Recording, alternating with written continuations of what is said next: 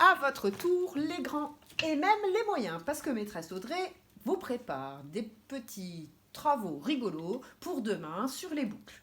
Moi, pour l'instant, je fais juste une introduction. Alors les grands, c'est notre dernier geste graphique avant d'arriver à l'apprentissage des lettres qui utilisent les gestes graphiques qu'on a appris depuis le début de l'année en attaché.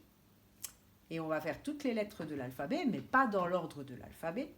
On va faire des groupes de lettres qui vont ensemble en fonction des gestes graphiques. Par exemple, on apprendra toutes les lettres qui utilisent un rond, toutes les lettres qui utilisent une boucle, toutes les lettres qui utilisent un pont, toutes les lettres qui utilisent une cuvette, toutes les lettres qui utilisent une étrécie, etc. Donc, patience, on s'entraîne encore super bien sur les boucles et après, on arrive tranquille à l'écriture attachée. Et à la fin de la grande section, normalement, vous avez une beauté d'écriture, vous allez voir. Donc aujourd'hui, j'introduis le graphisme des boucles avec une superbe histoire d'une petite poupée qui s'appelle Tournicote. Alors regardez bien l'illustration parce qu'on va se servir de cette illustration pour rejoindre un artiste qui s'appelle Picasso, qui lui a fait une œuvre d'art qui va avec cette illustration, sans la connaître bien sûr.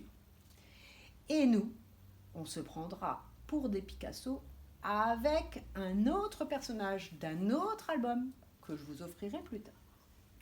Vous avez suivi tout, j'espère, hein? C'est pour vous donner un peu de suspense. Tournicote.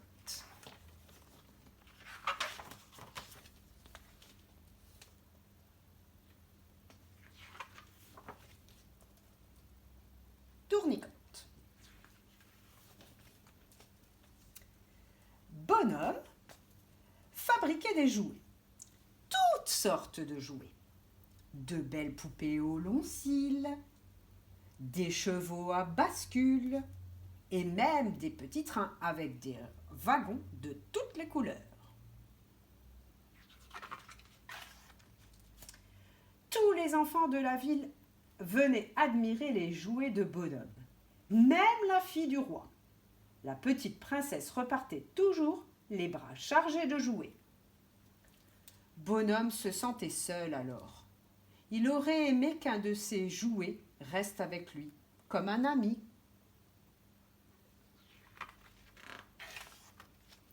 Un soir, qu'il était tout triste, il trouva un morceau de fil de fer sur son établi. « Tiens, se dit-il, faisons quelque chose avec ça. » Alors il tordit, il tourna, il tournicota, et une petite tête apparut. « Bonjour, dit-elle. »« Bonjour, répondit Bonhomme. »« Où suis-je » demanda la tête.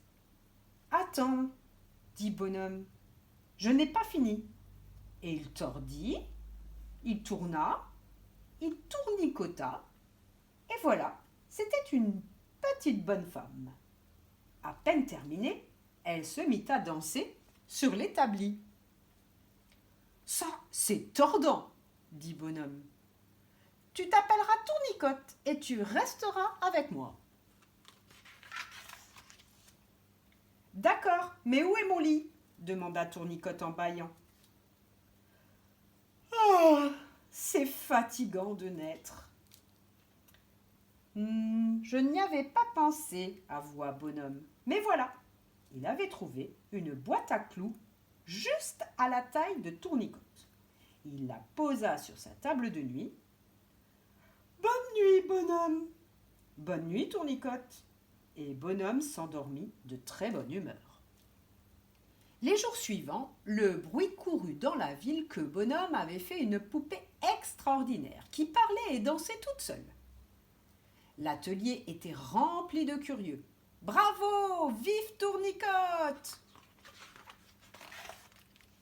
Tout à coup, on entendit une méchante petite voix.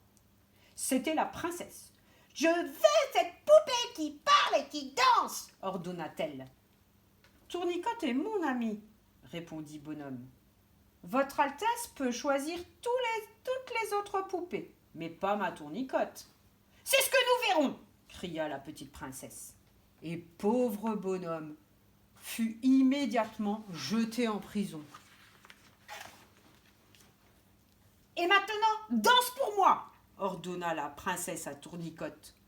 Mais Tournicote resta parfaitement muette et immobile, comme n'importe quelle poupée. La petite princesse eut beau crier, pleurer, taper du pied, rien n'y fit. Tournicote ne bougeait pas. « Ce n'est qu'une vilaine poupée en fil de fer !» grogna la princesse déçue.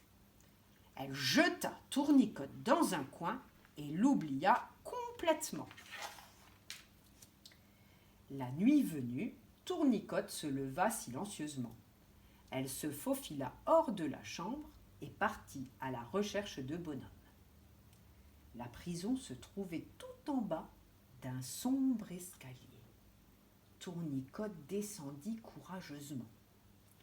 Tout en bas, enfermé à double tour, Bonhomme gémissait, la tête entre ses mains. Un petit bout de fil de fer, juste un petit morceau, voilà ce qu'il me faudrait. Je le tordrai, le tournerai, le tournicoterai, et alors j'en ferai une clé, j'ouvrirai cette porte et j'irai délivrer ma tournicote. Tournicote avait tout entendu. Elle poussa un long soupir. Puis doucement, elle se déplia, se détournicota et elle sauta sur le sol devant Bonhomme. Ce n'était plus qu'un morceau de fil de fer. « Ça alors !» s'écria Bonhomme. « J'en avais justement besoin. » Il tordit, tourna, tournicota. Il avait fait une clé et il ouvrit la porte. « Enfin libre !» se dit-il. « J'arrive, Tournicote !» À pas de loup, il entra dans la chambre de la méchante princesse. Mais bien sûr, Tournicote n'y était pas. Désespéré, Bonhomme s'enfuit dans la nuit. Il courut longtemps sans se retourner et finit par s'asseoir, triste et épuisé. « Hélas, ma pauvre Tournicote, tu es si petite et le monde est si grand. Comment te retrouver à présent? Je t'ai perdue pour toujours. » Devant lui passaient des trains aux wagons de toutes les couleurs. « Elle est peut-être partie très loin, » se dit Bonhomme. « Elle m'a oublié maintenant. » Le jour se levait quand sa main rencontra quelque chose dans sa poche. C'était le petit morceau de fil de fer.